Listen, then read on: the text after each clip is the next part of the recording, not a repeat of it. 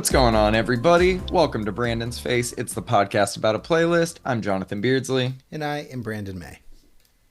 On this week's episode, we're going to be talking about new releases from a bunch of good artists. We got Glass Beach, Sleater-Kinney, Neck Deep, Green Day. Should be a lot of fun. But before we get into this week's playlist, I want to go through this Lovers and Friends lineup because it's quite possibly the most Jon lineup I've ever seen in my entire life.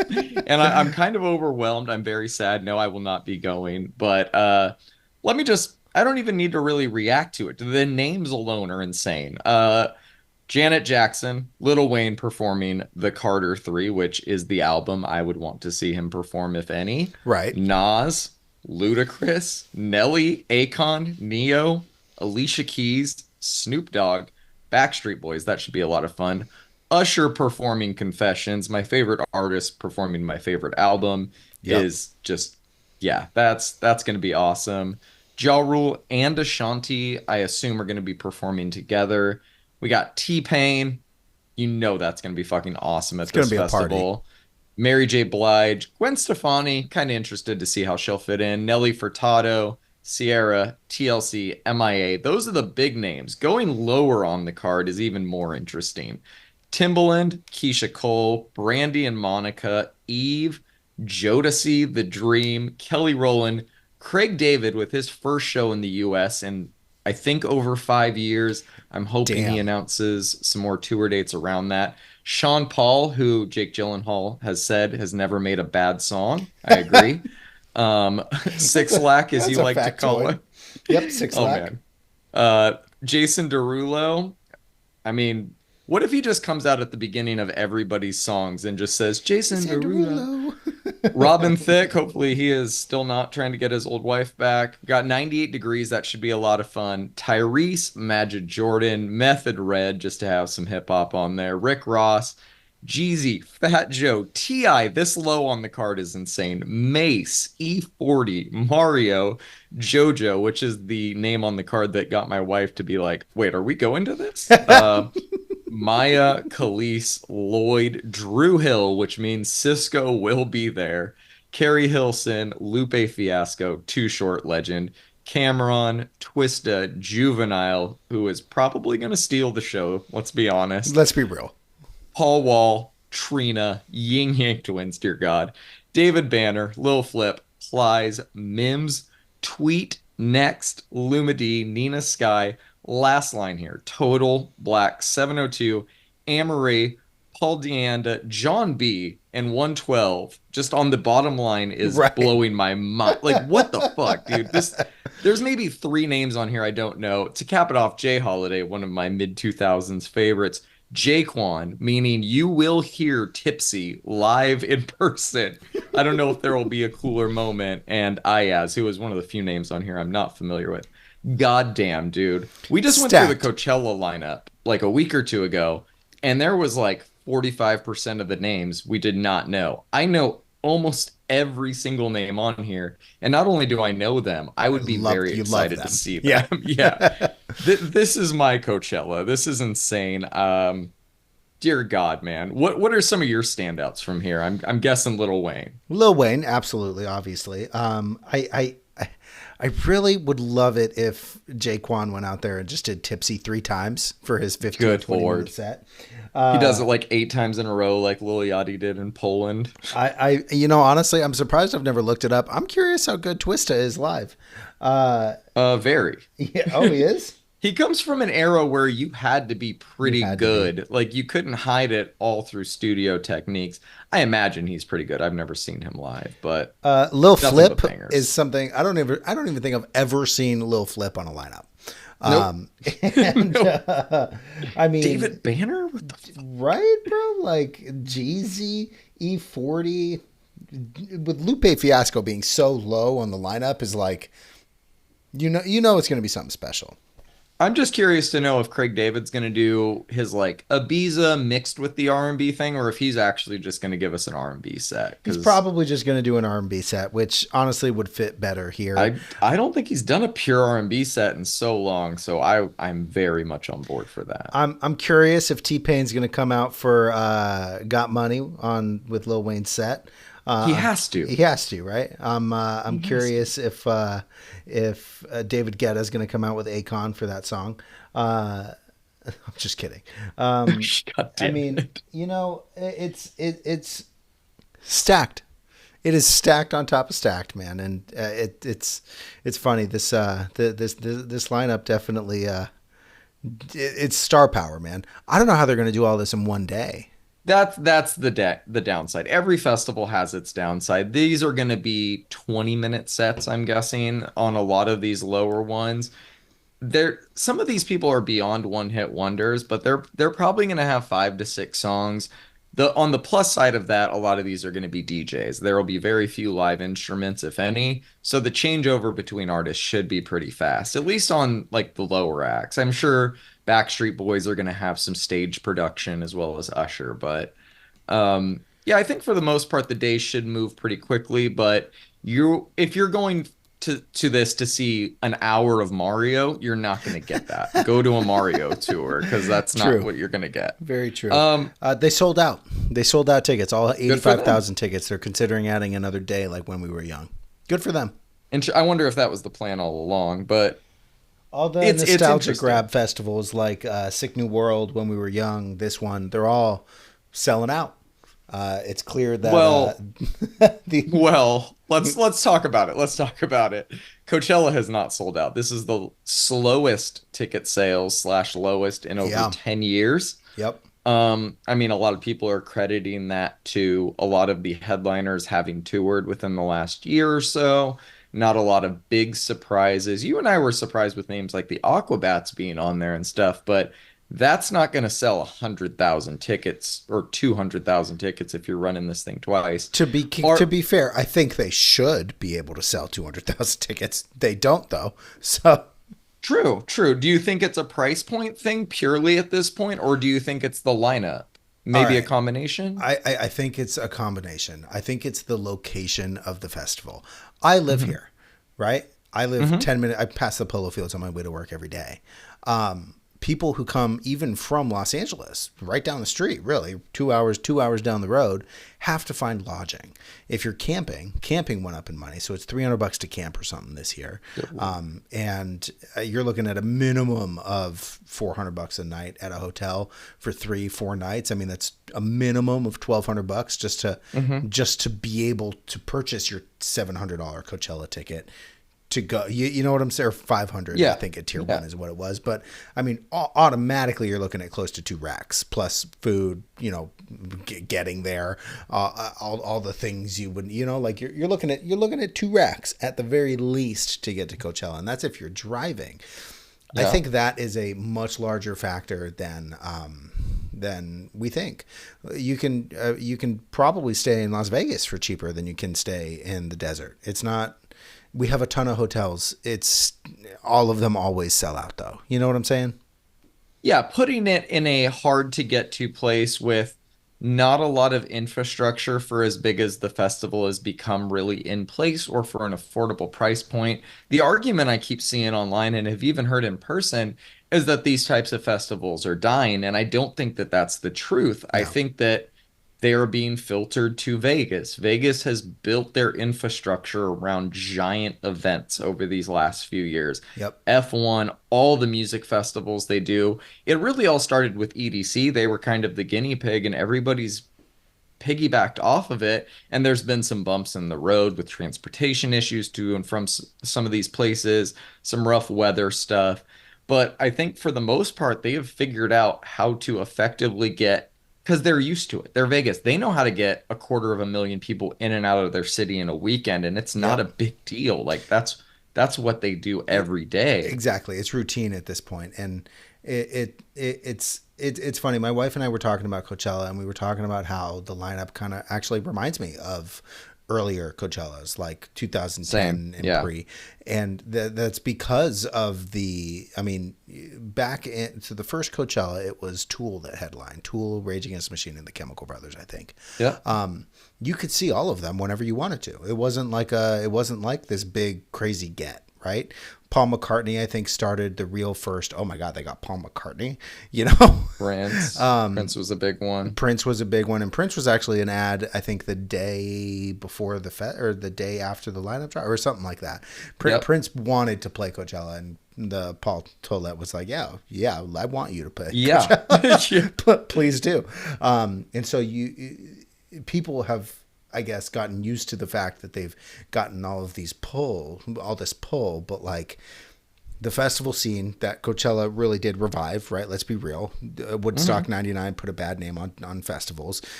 Coachella helped revive the festival scene. It's now thriving. People do have more choices, right? Just Like Heaven lineup came out. It's fucking stacked for people my age who like indie rock. And it's one of those things that the first event ever held at the Polo Fields was a "Fuck You to Ticketmaster" by Pearl Jam. It was supposed to be far out of the way. It wasn't supposed to be easy to get to. Outside of their jurisdiction. It was Yeah. supposed to be a escape. And if you don't think that this lineup is worth it, then whatever, right? But I don't think that festivals like this at all are dying. You wouldn't say that Bonnaroo is dying or Lollapalooza is dying. Lollapalooza expands every year into different Yeah. fucking countries. So, so it's one of those things. But I think Vegas has got it down, like you said. I think this festival is going to be fucking great. I think it's going to make a lot of people a lot of money. I think it's going to make a lot of hotels a lot of money. I think it's good. Just like when we were young, just like the other festival. What's it called? I just said it, right? Sick New World. Uh, Yeah. those are festivals for 30 somethings who want to just rage for a day and then go home. Yep, which is why I think those niche festivals are becoming a bigger thing, slash selling out. There's not Mm-hmm. as many alternatives to them as there used to be. So when these things get announced, we get really excited about them. Coachella is something that you know is going to happen every year. And if you're underwhelmed by it, you know, you can always wait till next year. I do think by the time this comes around, it will be, like you said, sold out. It's going to be a success. It'll make a lot of money. But I do think it is going to make them rethink, hopefully not their booking strategy, because I don't think they really went wrong with booking acts that are used to performing over an hour right now at a headline and have the energy and stage production and stage presence to do so versus, you know, dusting off an old act and hoping they still have it. But I don't really know. I think the answer is either going to lie somewhere between reducing it back to one weekend and lowering the ticket price. I don't see either of those things realistically happening in the next year or two, though, Right. Right. unless I agree. unless people continue to speak with their wallet. But like we said, this will sell out by the time it happens. I think Lovers and Friends did sell out today. No, I'm talking about Coachella. Oh, Coachella. Yeah, I mean, it's possible. You never know. It's funny. The argument that somebody was saying as to why it hadn't sold out is because of the lineup, but then proceeded immediately to say, yeah, man, in 2013, I went and none of my friends wanted to go see this small house group called Disclosure, and only I knew who they were, and nobody came with me, but it was so fun. And it's like, bro, Barry Can't Swim is on this lineup. Nobody knows who the fuck Barry Can't Swim is. Yeah, yeah. People act like That could be the next Disclosure. I'm not saying that, but what I'm saying is like it's possible that all of these names that you have no idea who the fuck they are. That's the whole reason why it reminds me of an earlier Coachella lineup. You know what I'm saying? Like exactly. Rehab Yep. right now is a EDM superstar in South America and overseas, and I mean Big Room House is something that Rehab has done so well. I saw him at 1:30 in the afternoon at Coachella. You know what I'm saying? Like it's Yeah, crazy. it's you have to go into it with an open mind. You're there to see your favorite artists that are on the card, but like you and I have always gone out of our way to try and see something new or something that sounds interesting as we're walking by it. Like that's kind of the fun of a place like this. The reality is once the times are out or once you're I want food, I need to go to the bathroom, I need water. You're already throwing off your schedule. You're going to be in a different area than you plan to be and you're just sometimes have to settle for where you are for a while. It's going to be interesting to see how they book going forward. I kind of keep going back in my head though to the like lost Coachella of 2020, you know?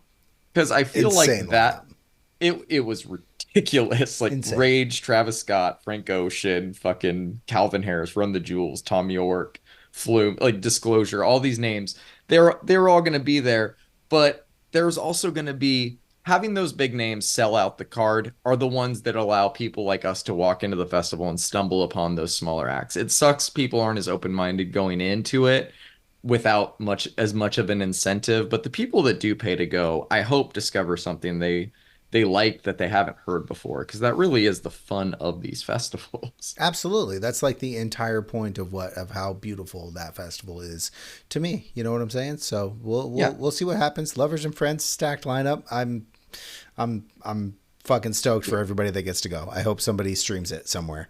Yes, yes. Dude, I came from a small town in Northern California. Nobody had heard of the Glitch Mob. I remember when all of like the people from my hometown started going to Coachella, and they're like, "Dude, this fucking Glitch Mob crew blew my goddamn mind." I'm like, "Yeah, that's why you go to these things." Right. All right, let's dive into this week's playlist. We got a lot to talk about and a lot of good music to talk about, which is not always the case. All right, first up, we got a new one from Vintage Culture, Maverick Sabre, and Tom Brew called Weak. Absolute banger. Vintage Culture's album is out 5/24. Cannot wait for that. What are your thoughts on this? Super stoked, man. For that album. He's very good at the sound, man. The bass line and the melody all work so well with the vocals on this one. He killed it. Yep, Vintage Culture famously remixed a song of Maverick Sabre and Georgia Smith's, I think in 2020, that blew up, and it was only a matter of time before they made an original track together. I really like it. Yeah, this one's great. Got a new one from Tin Liquor and Circle Waves. You feeling good about this one? All right, so you know that I fucking love Circle Waves, and you know that when Hmm. I saw this pop up, I did a double take. I was like, "What the fuck?" It's everything I wanted it to be out of this kind of collaboration, man. I don't know if we have a new Tin Liquor record coming, but I'm all about it if we do. I think it works really well, man. I'm probably wrong, but I sadly disagree. Not drastically though. I like Tin Liquor, I like Circle Waves, but I'm not into this track yet. I think like most Tin Liquor things, I'm just gonna need to hear the album, and that's when it'll click for me. Probably it's. And I can see that though, and I can see that hearing the dude from Circle Waves' voice over house beats is also Yeah, their last yeah. album, while experimental, was not house, you It know. was not house. No, no. Great album though, man. I kind of forgot about that one. Don't. It's good. Got a new one from Naya Archives called Crowded Room. I've heard a lot of hype about her recently, so I put her most recent track on, and I don't know about you, but I think this is fucking great. What are your thoughts on it? Wow, I fucking love this. Good. I've like heard a few tracks of Night Archives, but this one is great, man. And I've heard like you heard a lot of hype, so maybe I'm gonna go back and do some rediscovering. Where you probably noticed her name is while we were doing our album of the year episodes, or maybe the first week of this new year. She was selected as the first person to remix Leave Me Alone by Fred again as like the first official remix. Huge Sick. spot. Not surprised at all to see him give an up and coming artist that type of spot. Very him. And I still like the original. That's like kind of a perfect song as it is, but she did a great job, and hearing her originals has only got me very hyped up. We need a Boiler Room set this year, I think. Yes, yes, yes. Methinks. All right, we got the Barry Can't Swim remix of Higher Than Ever Before by Disclosure, easily the probably the biggest song off their last album. Yep. I really like the sound and overall feel of this remix, but I don't know if it fully comes together for me, which is not something I was prepared to say with the Barry Can't Swim remix. Am I wrong? Am I overthinking it? I don't think you're wrong. I think that Disclosure had an idea of their sound, and Barry Can't Swim took that sound and dialed it all the way down to like Hmm. two, which works. I Yeah, think it does work. I just don't think that it was meant. Maybe he should have remixed another track off the album. that's probably it. Got a new one from Rez and Holly called Dysphoria. Rez posted that this would be her heaviest album yet. I didn't quite know what she meant by that. Like, there was only so much heavier her music could get, but she could do a stylistic change to a more hard style techno sound, and that's exactly what we got here. I love it. Very dark, very dissonant, overwhelming, kind of claustrophobic, but I'm into it, man. What about you? Do you like this new sound from Rez? Yeah, it's a little fuzzy. It is fuzzy. It is fuzzy. I And like that. it's going to reverberate off cement walls of venues quite nicely. Yeah, yeah. Let's hope. Yeah, hopefully she plays some more indoor venues. I am so fucking bummed I missed her on that last tour I because the know. I ended up going to ThriftCon at the place she played in Portland, and it's literally just a giant warehouse, which would have been incredible. Yeah, that would have been sick, bro. Woulda, shoulda, coulda. All right, we got a new one from PVD, Saad Ayub, and Elevation called Overture. What are your thoughts on it? PVD always kills it, man. This is no exception. There is some music news that I actually specifically held back until this. Tiesto has been selected to DJ the Super Bowl this year. I think Paul Van Dyke should do it.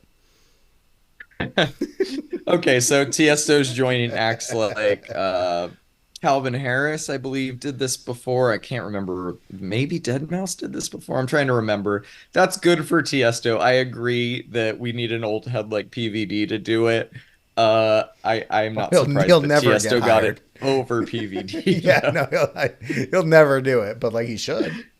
This is a good track, man. Feels like a throwback, which isn't it shouldn't be a surprise since it's PVD, but it's a bit surprising considering how modern I think more of his recent stuff has sounded. So I like him kind of taking it back a step.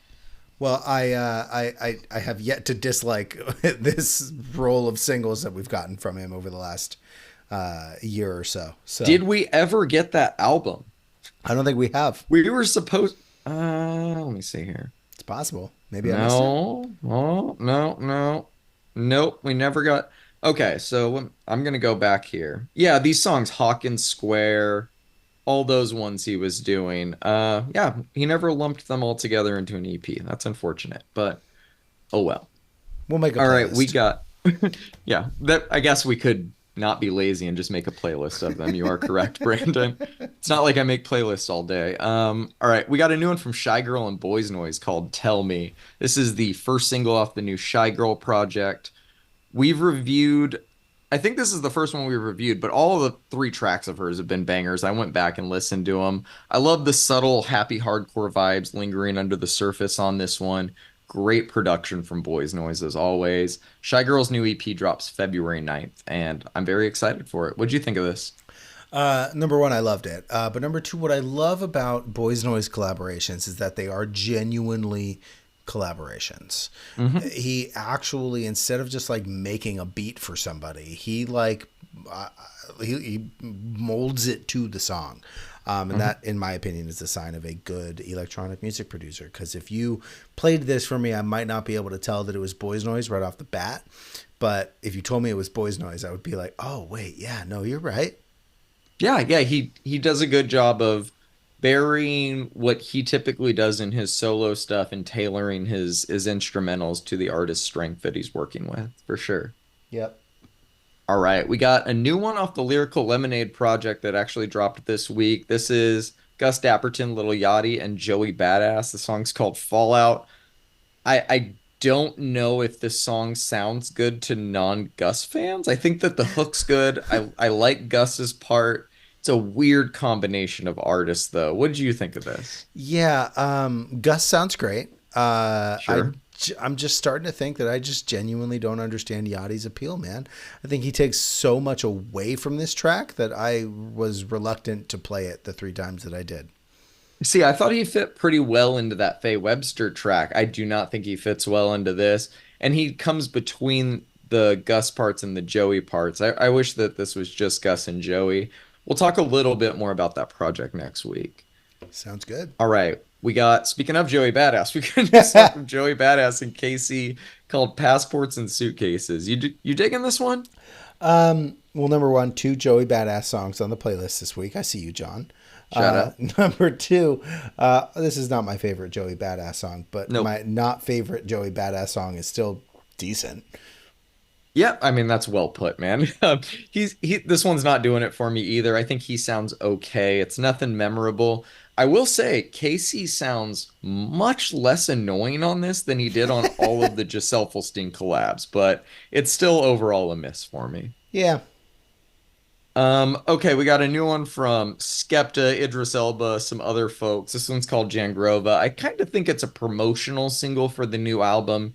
It might be on there. He dropped the actual single Gas Me Up today. We'll be talking about that one next week, but consider me excited for this project. I'll just leave it at that. What about you? Yeah, this single is fucking great, man. Skepta's back. I love the whistles. I love the lyrical content. I love the production. It's a fantastic track, man. I'm excited. Grime God. All right. We got a new one from the colleagues, Freddie Gibbs and Paul Wall, Everything Is You. Freddie did a track with the colleagues last year that I really enjoyed. He killed it on this one too. Thought Paul Wall's verse was very good too. Did not love the hook on this one though. What about you? Look, man, I'm not mad about this at all. I've kind of always liked Paul Wall. I really Of liked course. this. I would love like a collab mixtape. Apparently, Paul Wall and Freddie Gibbs work well together. I'd love a collab mixtape. Paul Wall is performing at Lovers and Friends, so maybe he'll bring Freddie Gibbs out for this one live. I doubt it. What's the over under on Freddie being drunk or not? Freddie is going to be too drunk to be there. Paul Wall's just going to do grills like 5 times and get to the stage, probably. All right, we got Conway the Machine and Cool and Dre. I think it's just produced by Cool and Dre. I didn't notice any other vocals in Yeah. there. The song's called Give and Give. It's fucking Conway rapping over a Cool and Dre beat. It's exactly what we needed to kick this year off, right, with rap music. Are you digging it as well? Look, man, I love not only how Conway is so prolific as he is nowadays, but he's actually like branching out as much as he possibly can without compromising any of his style. Hmm. He clearly has passion for drug dealing, but I think his passion really lies in rapping. Doo, doo, doo, doo, doo. It definitely does, man. Got a new one from Krongbin, A Love International, and I fucking hate to say it, man, but this one's kind of a vibe. Yeah, you just threw me for a little bit of a loop there. No, this is Yeah, really fucking good, dude. This is great. the album cover and the Spotify moving thing was spot on for this one, man. Sunset vibes on the coast of an island. This whole track is just fucking magic, bro. Yeah, new album, Allah Salah, comes out April 5th. We will definitely be checking that one out. Most definitely. Okay, got a new one from Real Estate called Haunted World. They've always been a little too soft for me, and that remains the case for me here with this song. It's fine, it's just not my thing, but shout out to them for doing the all Daniel show that I'm sure you want to talk about. Yeah, they have announced a launch party for the Daniel album. Only Dans are invited, so Danielle, Dan, or any other iteration are invited. Non-Dans are invited as plus ones. I thought that was fucking great. The song is good, man. Inclusive. I've been a fan of this band for like a long time. They have yet to disappoint me. I kind of have an aversion to soft music, except when it scratches an itch for me. And I think that this does it. I think that like bands like Real Estate, Beach Fossils, Okay. Local Natives, kind of like that softness with the atmosphere that's created really, really just hits a spot for me. I don't know what to say.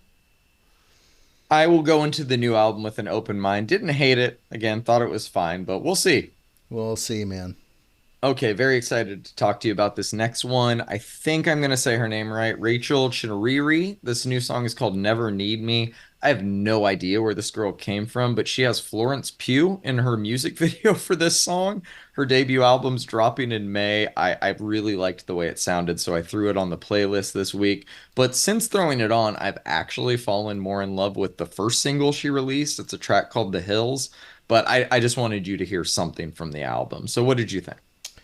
Yeah, I've never heard of her. This is fantastic.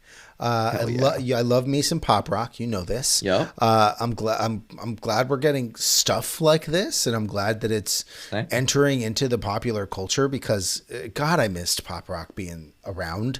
And yeah, man, this is this is it. This is it. She killed this one. I loved this. Yeah, I I'm came glad back you to this dug a it too. lot of times. Her debut album, What a Devastating Turn of Events, drops May 3rd. We will definitely be checking that one out. Yeah, we should definitely check that one out. All right, got a new one from Cage the Elephant called Neon Pill. You a fan? What a sentence that you just said. It's the return of Cage the Elephant. Man, I've waited for a while for this one. Coincidentally with the Coachella lineup. Right. I've been a fan for a long time, and I've seen them Yeah. live a couple of times. Saw them live at Coachella once, saw them live at Cal Jam, the Foo Fighters Festival. And let me tell you, these dudes are fucking rock stars. This track is reminiscent of their work on Melophobia, which is one of my favorites, although I'm biased. artist. I like all of their albums. A lot of people don't like Social Cues or Tell Me I'm Pretty, but they're all wrong. I'm very excited for a new record from them. I'm glad Matt's out of jail, and let's go. Let's fucking go. I've always been a casual man, and I think I still am. Like, if you ask me if this sounds good, I'd just give you a thumbs up and be like, yeah, that sounds good. It's Right. Cage the Elephant. I also saw them live, I don't know what year, like 2009 or 10 at Coachella. Singer was wearing a dress. They were very good live. Yeah, I still remain a casual, though. I'm like, ain't no rest for the wicked. Yeah, let's go.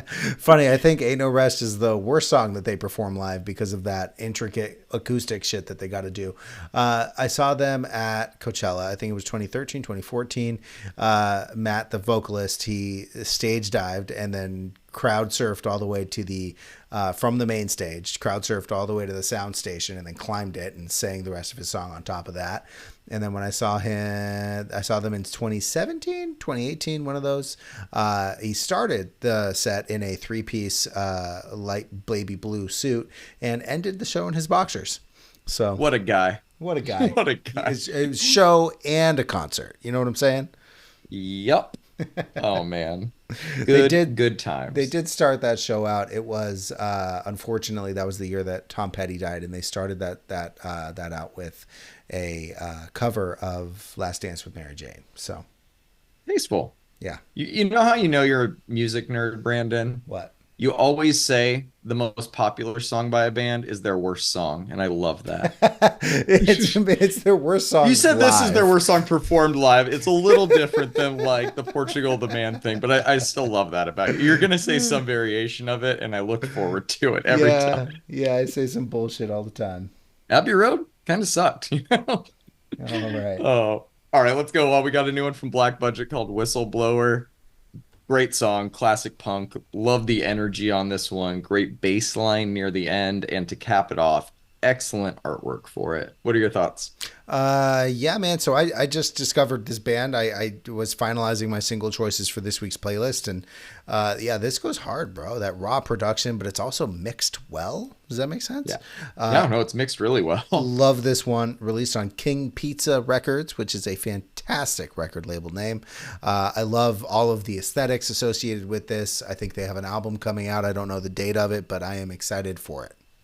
We'll check it. Got a new one from Good Sleepy called Off Center. You enjoying this one? Yeah, man. Released on No Sleep Records. We got a really great Yeah. emo from Good Sleepy here. It's not Midwest emo. It is California emo, and I love that. Big fan of this.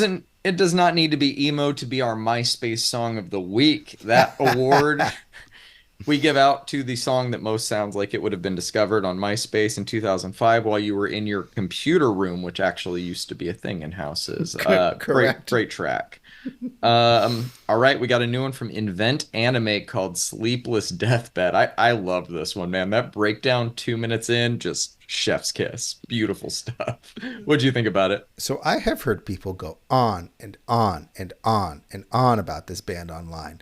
And like I we've can see why. discussed quite a bit, I actually stopped listening to like new metalcore a lot like after 2010, 2011 due to some staleness that I felt in the genre and then me being just enthralled Just by say the rave Current's theme. name.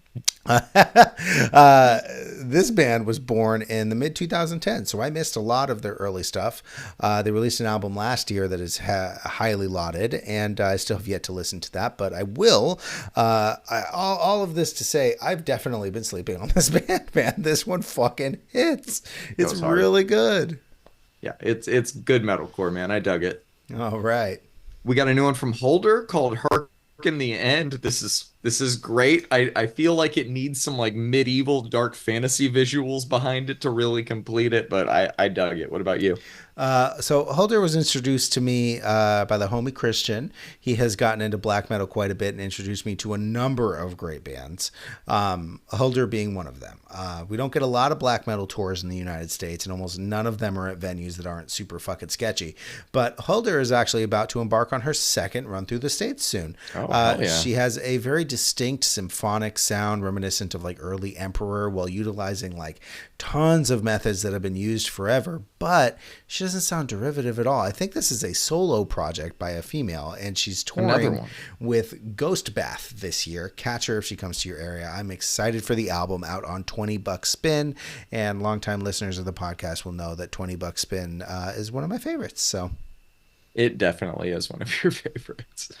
All right, let's talk about some EPs this week. We got let's a do it. few. Got a new one from Kyle Dion called If My Jeans Can Talk. I don't know if this project is good or bad because I cannot get past the first fucking song on it. It's too good. I have to run it back the moment it stops every time. I cannot break the cycle. It's this fusion of like contemporary R&B and early 2000s boy band bubblegum pop that I was not prepared for. Fallen completely in love with it. Definitely my song of the week. In all seriousness, though, I did listen to the whole project. I really enjoyed it, but Gimme is an all-timer for me. What'd you think about this one? Kyle's got a great voice, man. This is an okay Yes. project. Like I said, obviously he has a good voice. I'm not completely sold for some reason. I think, like you said, like the "Gimme" is a great song. All of the other ones aren't great. They're just Yeah. okay. I mean, that typically has been how his projects are. I've been following him for, I want to say, 5 or 6 years. His last few albums, again, all been very good, but it's like there's always one or two songs that stand out amongst the rest. Not every artist, sadly, probably due to financial reasons, has the benefit of being able to go away for like 5 years, write 20 songs, get it, or, 20 to 50 to 100 songs and really pick those best 5 to 10. So. I don't know, man. He hits more than he misses. I think he's very talented. I think he's still just figuring his formula out. But man, there's some DNA for some hits in here. Yeah, that's fair. Got a new project from Umi called Talk Into the Wind. Great 4 pack of songs. I'm surprised to not see her recent collab with V of BTS on this project, but I don't think that takes away from it at all. All 4 tracks are good. The first and last ones are my favorites. What about you? Yeah, man, there's some chill, sultry R&B with like some indie edge to it. I really like it actually. I'm gonna say that Happy I'm is probably one of my favorites, which is funny because you like the bookends here, There's but not yeah, a man. miss. Oh no, there There's not a isn't. wrong pick. Full The only of thing that drives me crazy is all the lowercase song titles, except the last one being all uppercase. It feels like it's yelling at me. It's very aggressive. it is yelling at you. You deserve it. Thank you. Uh, Do not yeah, tell a person with anxiety that. yeah, I really like this one. You don't deserve it, John. I love you, buddy. Thank you, Brandon. All right. Well, good thing I had some This Never Happened to calm me down immediately after this new project from Otherwish. After all this time. You a fan of this one? Yeah, I am. This one kind of breaks the mold though a little bit for releases on This Never Happened. How so? We've got some progressive house and we've got tons of melody, obviously, but we've also got like different than the label normally does vocal samples, and like there's some heavier stuff like on Meant to Be. It's fucking Yeah. neat, man. I actually really like this record. Yeah, I had never heard this artist before, had no idea what to expect, was pleasantly surprised with a really well-made house EP. It's got a nice sound to it, flows together really well. Like you said, Meant to Be kind of stands out for taking some chances. I really enjoyed this one. Yep. Got a new project from Eagles and Butterflies, Dopamine Volume 1. I know you're a big Eagles and Butterflies fan. Did this hit for you? Yeah, man. I first heard of them when they remixed a Bob Moses track that fucking blew Yeah. my mind when it came out. This EP hits, bro. Fantastic bass lines, fantastic song structures, really interesting melodies. Immediately going into my rotation for 2024. I love this one, and I think I just need to shout out Juno Danson for being my favorite of the bunch. Oh no, man, it's Dopamine. The title track is my favorite of the bunch, dude. That one goes so fucking hard. This whole project is just so fun. I love that we're getting new Eagles and Butterflies, and I love that the volume 1 in the name indicates there's more on the way. Yep, All right, let's move on to the albums if you're ready. I am. Okay, new Green Day is out in the world. The album's called Saviors. How you feeling about it? God, I hate it when punk bands get political. I'm just kidding. So Yeah, when did that happen with Green it's Day? so weird, man. Wow, man. I was actually super disappointed with Father of All that I kind of like wrote Green Day off. We talked about it a lot when it came out. In fact, we didn't talk about it a lot. It was so brief that I was like, I don't want to fucking talk about this album. Um, Yep. uh, I actually really like this album, man. I don't think it's a stretch to say that it's their best since American Idiot. At the very least, instrumentally. Lyrically, I think this album is a little boring and like surface level. But we shouldn't like be expecting anything from Green Day that isn't like ultra deep. You know what I'm saying? Like Yep. they're usually a little bit deeper though than The American Dream is Killing Me or Will You Be My Boyfriend. You know. Hmm. That being said, all of these songs hit though. I've listened to it a lot over the week. It's really good for what it is, and it's for sure refreshing after listening to a bunch of bunk from them for the last like 5 albums, maybe even more than that. I don't have much more to say about it, to be completely honest. It's a good listen. It's not too deep. Sounds exactly like I've wanted a Green Day album to sound for a whole lot of years. I'm gonna give it a 6. My standout is Dilemma. Yeah. The standout here is not a mystery for anybody. I went in with an open mind. I liked Dilemma as a single, but this album as a whole is fine for what it is, which is exactly what you said. But I don't think it's doing it for me quite as much as for you, but not too far off either. They don't sound like they've lost a step on here, which has been the case with some of their previous releases. But it's just not really the type of punk I listen to anymore. For one, it's cool they're still doing this thing though, I guess. But when I listen to their newer stuff, even if I don't hate it, the second it's over, I'd be fine if I never heard it again. This is not a bad album. It's just not really one for me. At least it doesn't have staying power in my life. I'm going to give it an even 5. My standout is also Dilemma. Yeah, that's a good one. Okay, man. I'm very interested in your take on this next one. So we got a new album from Neck Deep. It is their self-titled. You have not enjoyed one Neck Deep song that we have reviewed on this podcast over a few years. But overall, man, I enjoyed this. I will say it's a little uneven. I like it a lot more than their last album, All Distortions, but it's not quite the return to form I was hoping for. That's not to say there's not some certified A plus pop punk bangers on here, though. The first 2 songs in particular are great. They nail that balance of energy and catchiness that all the great pop punk songs do. But the album starts to lose steam for me after that, not to the point of getting stale or feeling too long. It's a lean album at 10 songs, 33 minutes, but to the point that it feels repetitious after a few tracks. I will circle back to this one in a few weeks to see if it hits me differently. For now, I got it at like a 6, 6.5. My standouts are Dumbstruck, Dumbfuck, and sort of Sort Yourself Out.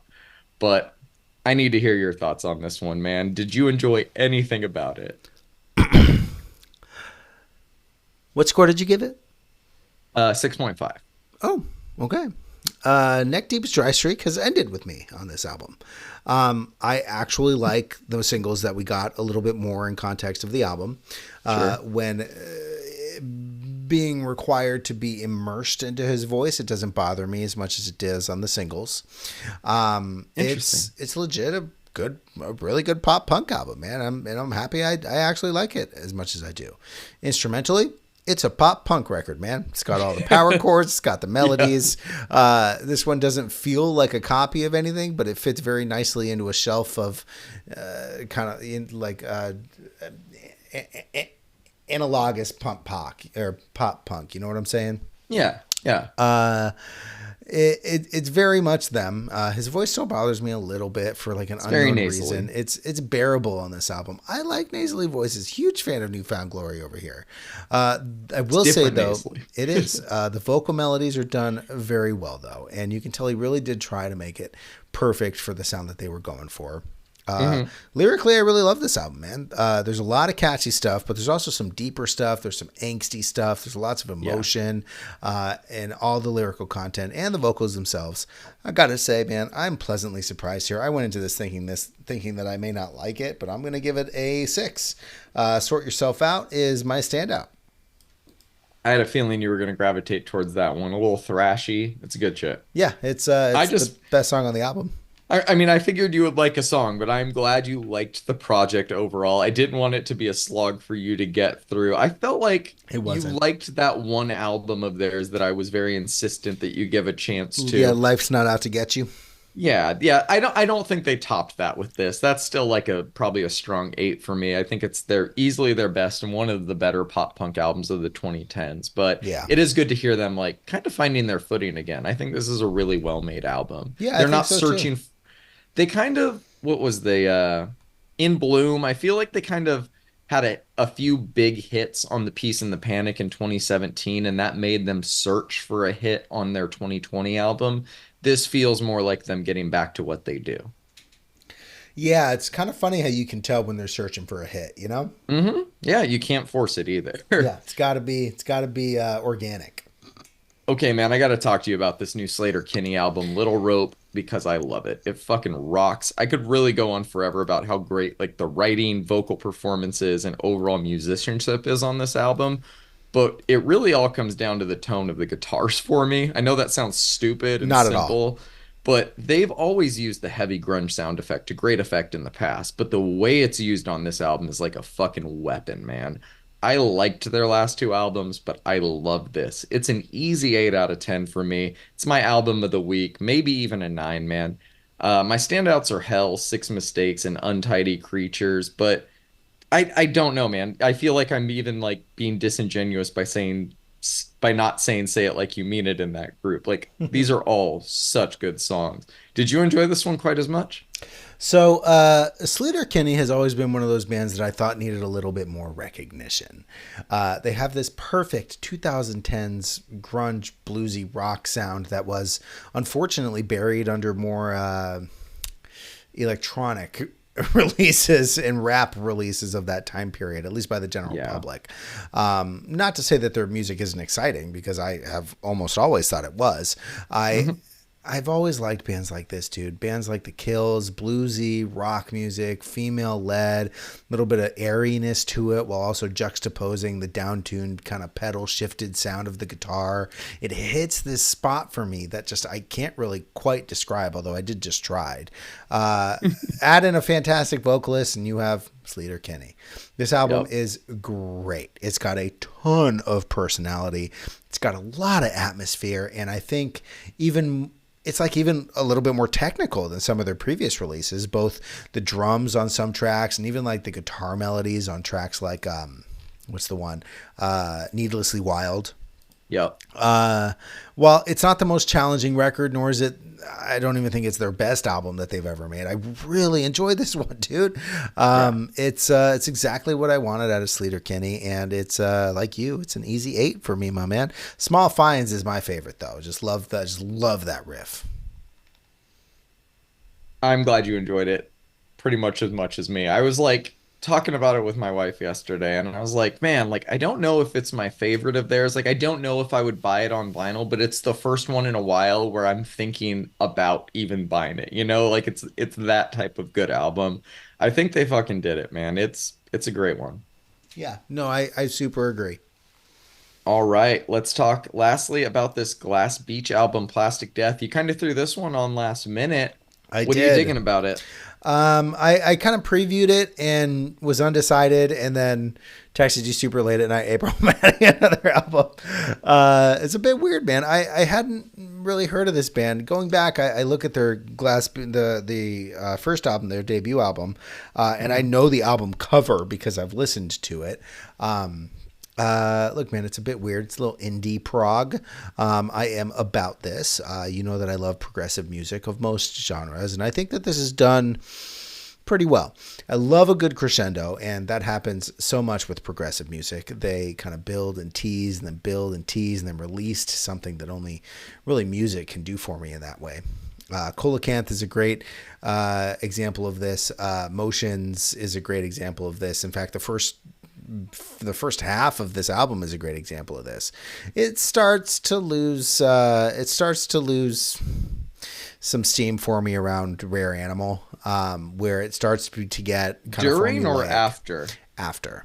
Okay. It starts to lose a little bit of steam for me because the song structure becomes monotonous. They aren't throwing me any curveballs. I know what to expect. It's going to start off with potentially some acoustic or some down the neck riffage, and then it's going to bleed into some vocals that are heavily passionate, and then it's going to get a little heavier, and then they're just going to tease us with it, and then 3 minutes in they're going to really go for it, and I like that. Don't get me wrong, but for a Yeah. progressive band to be so formulaic, it makes me not think of them as progressive and more so just a structured like this band. I did as a whole really like this. I like the softer songs like The Killer. The CIA is a great song. Comatose is a fantastic song. Rare Animal is really good. And Coelacanth, I think is my standout. I'm gonna give this. Yeah. It's somewhere between a 6 and a 7 for me. I really enjoyed it. I thought I was gonna like it more after previewing it, but I think just because of the formula that they end up following, it kind of takes away from it a little bit for me. Does that make sense? That makes perfect sense. What What you was your think about score on this it? one? Somewhere between a 6 and a 7. Fair. It's another group on the playlist this week that I had never heard before, but I ended up really liking it, so I'm glad you threw it on. The opener, Coelacanth, hooked me right away, but tracks like Rare Animal are the ones that really kept me engaged, like the other ones, Killer, CIA, like you had mentioned. I'll be honest and say I don't feel like I have a complete take on this album yet. It's easy to listen to for me, both musically, but it's a little lyrically dense, and it's also an hour long, and to be truthful, I'm still having trouble not just listening to the new Caliuchis album all day. But I've heard this album enough times to say that it is good. I just need to dive in more to finish my thoughts.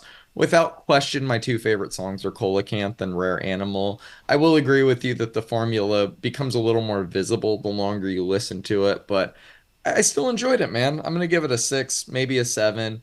My standout is Rare Animal. Overall, thumbs up. This was kind of the wild card. I actually didn't know if you were going to hate this or love this more than me, but I'm glad you kind of agree with me on it.